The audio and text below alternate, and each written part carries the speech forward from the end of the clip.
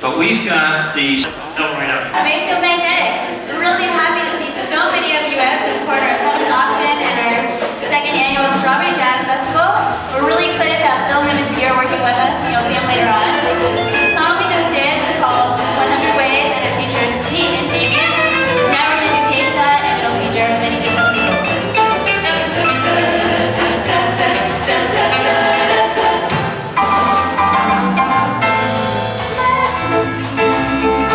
Let me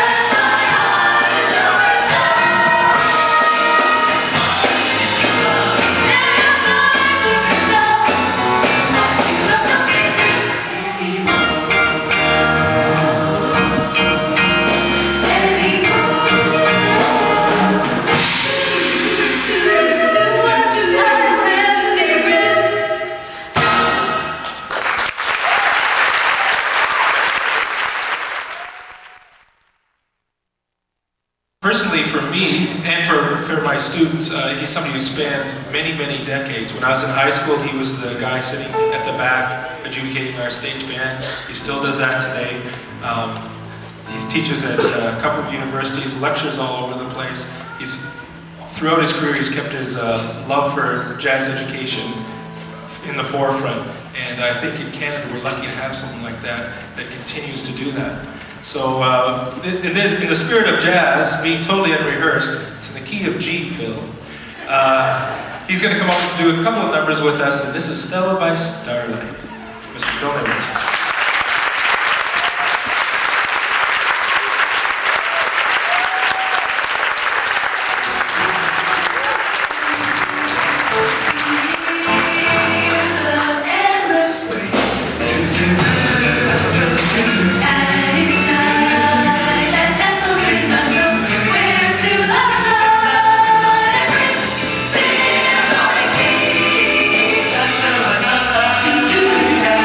Thank you.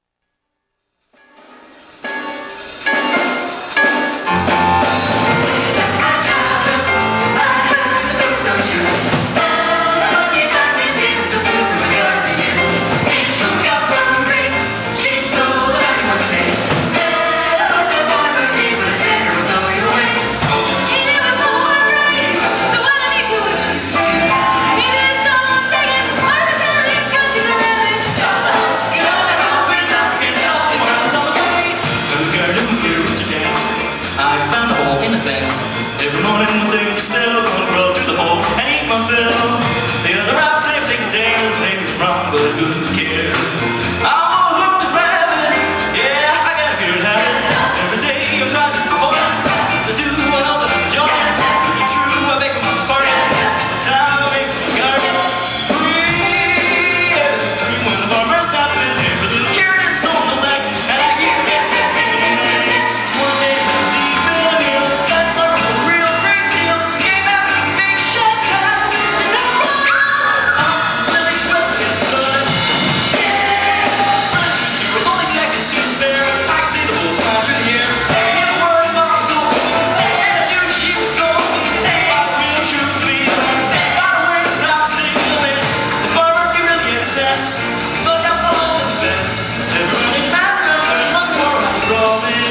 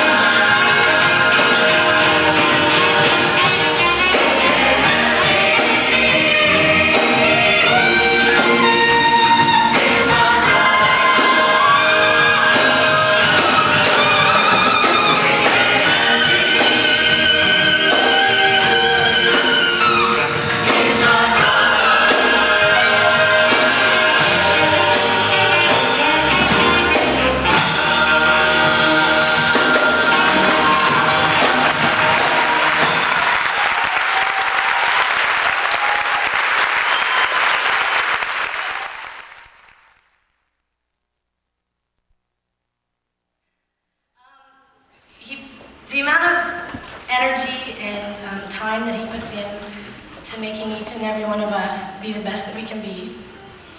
And not just with our music, but in life. And he's become a very good friend to every single one of us. Because of his influence, we have learned to grow and achieve as a group of people.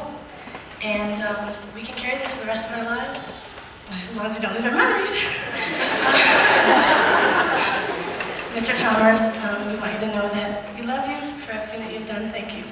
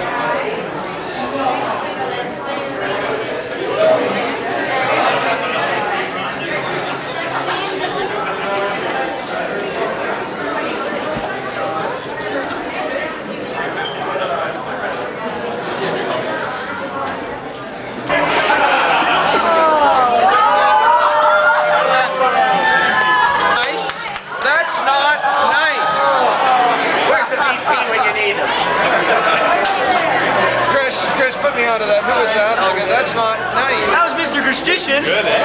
Mr. Gerstition. Andrew Gerstition. I think we'll work that out. I'll take care of that for you, Chris. Hey, Chris. Where's Niner Girls when you get there? You're not the one that's in my wife's class, are you? No. I was. Last year? That's right. That's the one. Chris. Thanks. $55 bid to 60, so you want to give me 62. $55,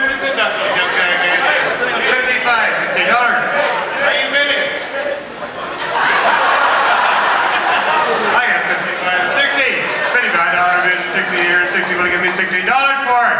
$55 bid to 60 to conduct those kids. $55, $60. $55 bid to 60 out. I'm going to sell it for $55 down there, $60 anywhere. You are the conductor, sir.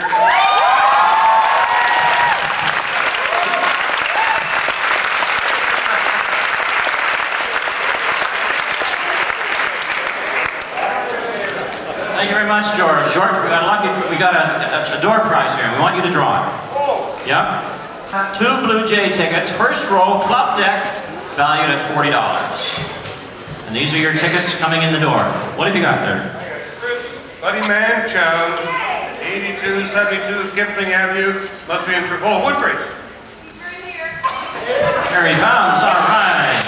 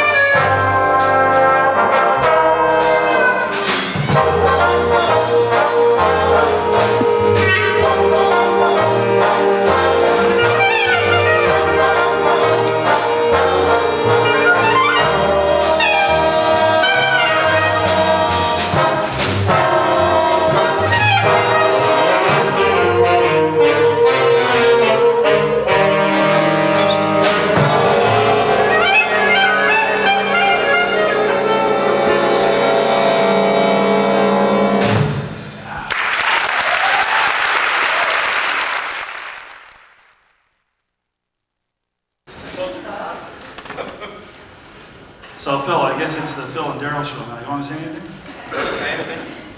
This one? This one? Briefly, it's really a pleasure to be here. I think this is a very unique school, and congratulations to everybody that has anything to do with whatever you're doing here.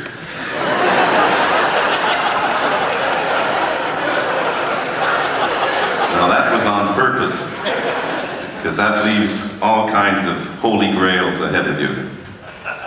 But no, Mayfield's always had kind of a special spot in the heart, so it's wonderful to be here with you, and John, and David, and Bill, and Lee, Les, and all the gang, and Damien, and John Smiley on candid camera. Anyhow, we're going to play some more music. That's what they came to hear. So thank you. I never thought that maybe when we met, I guess about 25 years ago, roughly speaking, that we would be doing this today. Did you think that this day would be like that? Yeah, June the 27th? You had it all in my date book. Yeah. So did Anita. Okay. My little black date book that's being auctioned off. It's blank. Yeah, like that. Well, we had the pleasure this week, rather last week, to go into the studio for this year's CD, and one of the real delights for us was to be able to record one of Phil's arrangements. Actually, I guess we should talk a little bit about the music as it's gone by. The first tune was a Bobby Brookmyer composition called The American Express, and I know Phil is a strong admirer of Bobby Brookmyer. Right. Knew the man personally, taught him everything he knew. Oh, yes. And the second tune was an original Phil Nimmons composition called Nufisicisum, which of course is, for those of you who are particularly astute, is music is fun backwards. And sometimes that's the way it feels too.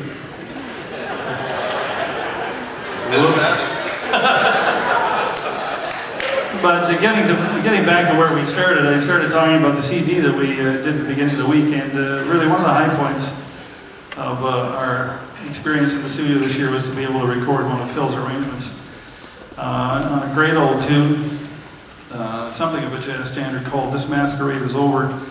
And it features, and I had to look this up, I certainly didn't mean this disparagingly, but I got so many sort of strange looks when I introduced her this way as a band vamp.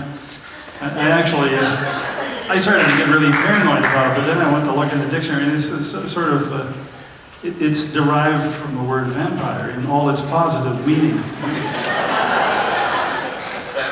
In Brampton, yeah, welcome to Brampton. But in any case, we like to do This Masquerade Is Over, and it features just really a truly sensational singer, and we're really pleased to have her with us this year, Miss Kylie Martin.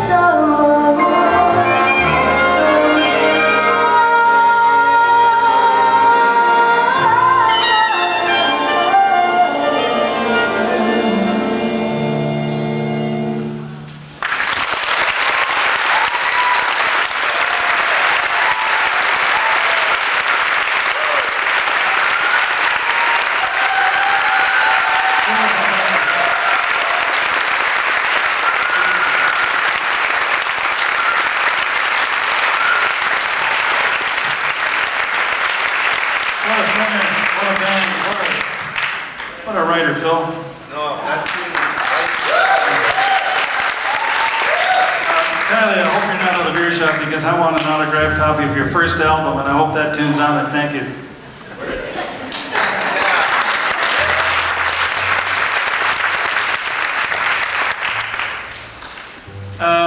Actually, Phil, my association in one way or another with you goes back a little bit longer than 25 years because I can remember when I was first being introduced to jazz, when I was probably the same age as most of these kids. I used to listen to this really funny sounding band with an accordion player in it, but they swung pretty good. Phil's original incarnation of a big band, I guess after you'd been working with the quartet or on CDC, was with the 90s group. Yeah. It wound up, I guess there were a number of studio musicians. And we were all making a living, managing to keep our wives and children happy from an economic point of view. Careful now. And then we decided that it wasn't as musically satisfying as we want, and there were 10 guys that wanted to get together and rehearse all the time, and a dear friend that you know, Eric Troggett, we used to rehearse in his place. And then we rehearsed in a place, somebody's apartment on Jarvis Street called the Melody Mill. This was a woman who who rented to nobody but musicians. All right. So we had quite a place there, but that's how the band started, and there was no sort of commercial or economic element to it at all until about, that was in 1953, oh my God. How young I get.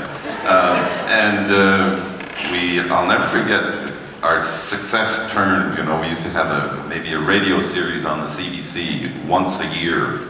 That was a big deal. And then we played at Stratford, and Oscar Peterson was playing. That was when the Stratford album was recorded. And through him, and I guess a few other things, we started to get some work with the band. We hadn't thought about it up until that point. Actually, we were asked to do Stratford by Lou Applebaum, and that was our kind of first public appearance. So I'm rambling on here, just reminiscing and nostalgia running amok us. Well, the truth of the matter is, Phil, I wanted everybody to know why the guys in the band used to refer to you as King Lear. Oh yes, I didn't even study it either. King Lear apparently used to ramble on like this, but in any case, just to make the point here. Yes, yes. Another great music educator taught me that, Stan Perry, right? That's right. So it was, let me see, a few years after that I first started listening to the band. I went to Boston. I went to school. Yeah. I went to Berkeley, famous for more than just beans and fish. And one of the guys at that school that I admire very much, a gentleman by the name of Herb Pomeroy, trumpet player, and a really great player and arranger and teacher as well. Much to my surprise, after he discovered that I was from up here, as it were, he asked me if I knew you. And so, we've never met. You and Herbie? No, we just know one another by reputation. Whether that's a musical one or not, I don't know. Well, it's a real pity because he's really spoke very highly of having heard the small band, the Nimmons and I band. Well, I think the CDC in those days, a lot of people used to hear it in the States, and of course there was an awful lot of music on the radio at that time. There were two networks, and I think that's where people probably heard about it, because I was on the air eventually when it did, which is very gratifying. Well, and it was the CBC that I think it was partly responsible for us going to the Maritimes in 1974, right. And in June of 1975, we recorded the Atlantic Suite. Yeah. On your birthday, as I recall, cake for everybody. Our birthday. Oops. Did you know that we both entered to this great place that we call Earth on the same day? That's right. Did you know that? No, Same here. Same here. So in any case, that's a very nice little lead into the next piece, right? Okay. We're going to do, this is quite a challenging piece for, I remember when we played all of us. That's right, it was a challenging piece for all of us, so it's really something for us at this level to play it, to have a run at it, and especially to have you, the composer, here to play with us. Music is fun. Be it ever thus. So this is the last three movements of the Atlantic Suite.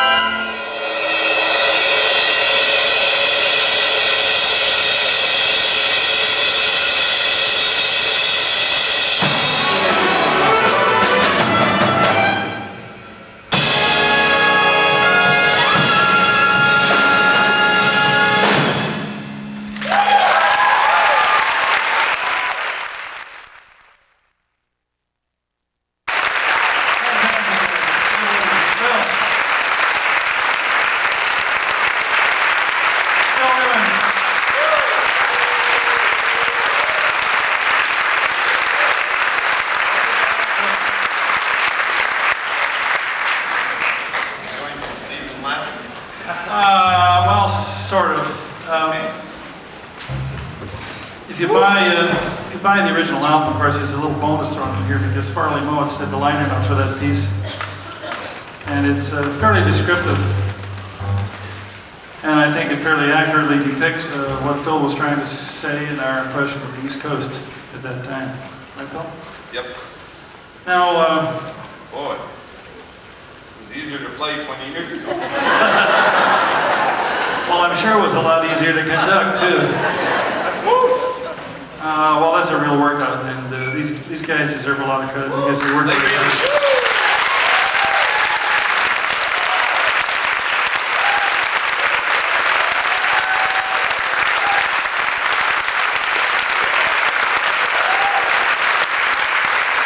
All I can say is that thank goodness for all that wild exuberance of youth, huh?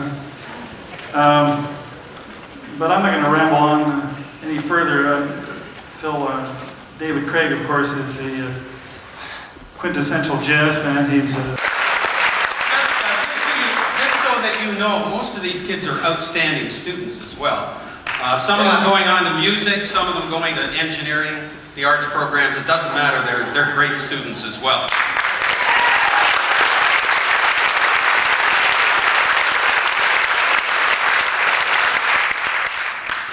Can I say it, Darryl? Darryl made a promise to me. Before I retire, he's going to play for me. Yeah! I'm already talking to Anita about it. Anyway, I've known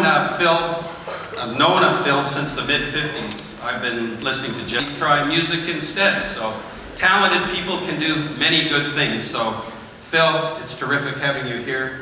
Not only a great musician, an outstanding teacher, a fine gentleman, and a fine human being.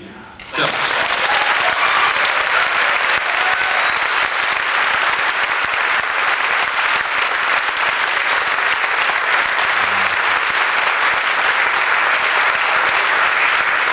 I mentioned our kids and how terrific they are, but I'd be remiss if I didn't mention our outstanding staff.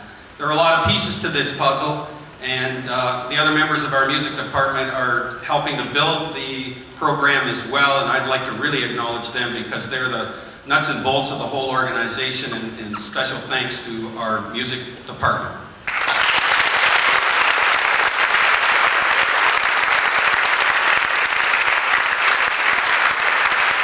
I finally got most of the members of my family. We have many talented kids at the school, not only music, but dance, and drama, athletic, and visual art. This is a painting in reminiscence of the Atlantic Suite, and it's done by one of our very, very best artists, Yoko Abayashi, and she is going to be famous someday, and we asked Yoko to do this painting for Phil, and we hope that he cherishes it and remembers his time at Mayfield School. So on behalf of the staff, students, our lovely audience, our parents, Phil, this is our gift to you.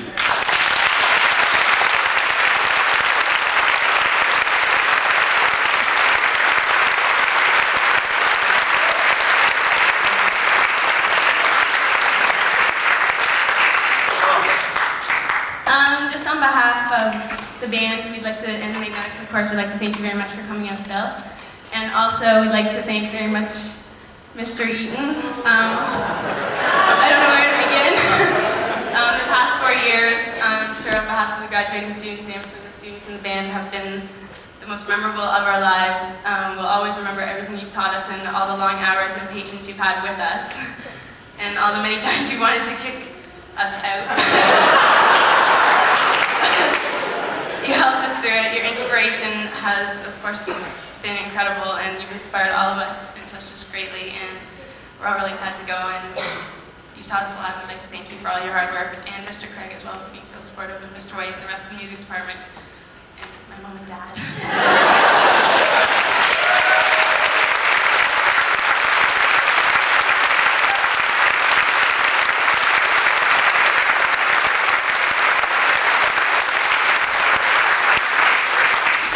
Bill, do you want to say a few words? Well,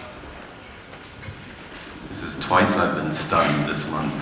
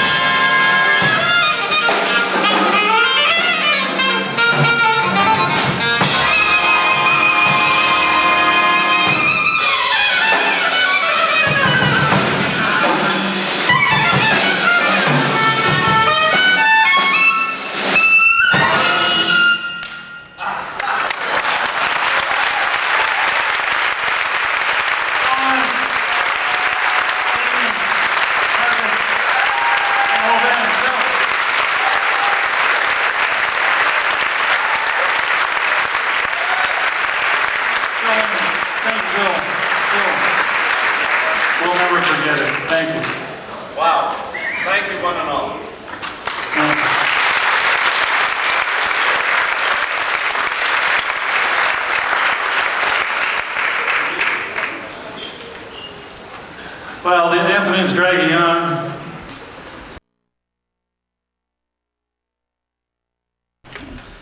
It's tough. I've only been teaching here at Mayfield for 4 years, and some of these kids in this band, probably at least a third of the band I've had in my class every year for the duration. So it's going to be a pretty different experience coming back next year.